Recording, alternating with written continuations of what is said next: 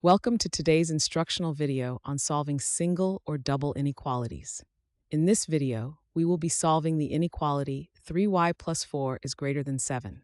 We will not only provide the solution to the inequality, but also express it in interval notation form.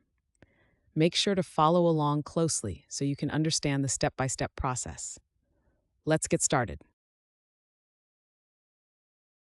Step 1. Let's start with the inequality. 3y plus 4 is greater than 7.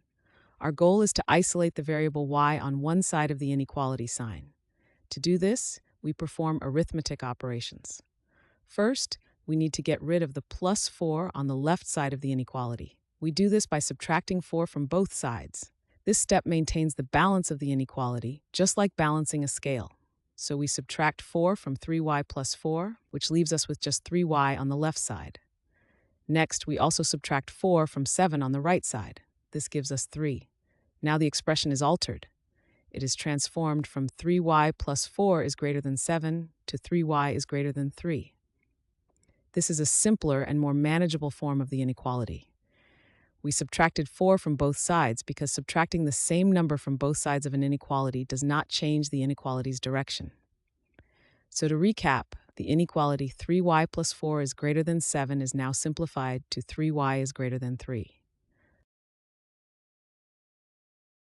Step 2.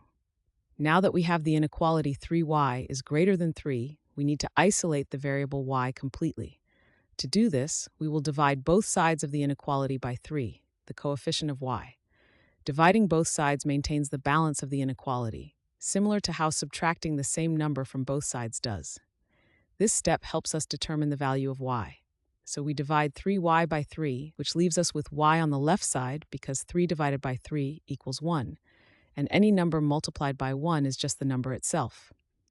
Next, we divide 3 by 3 on the right side. This equals 1 because 3 divided by 3 equals 1. Now the expression is altered again. It is transformed from 3y is greater than 3 to y is greater than 1. This means that y must be any number greater than 1. We divided both sides by 3 because dividing both sides of an inequality by the same positive number does not change the inequality's direction. Since the variable y is now isolated on one side, this is the final step of the problem. The inequality y is greater than 1 is fully simplified. In interval notation, the solution is written as the open interval from 1 to positive infinity. This means y can be any number greater than 1, but not equal to 1. Thanks for watching. I hope this video has helped, and if it did, please drop me a like.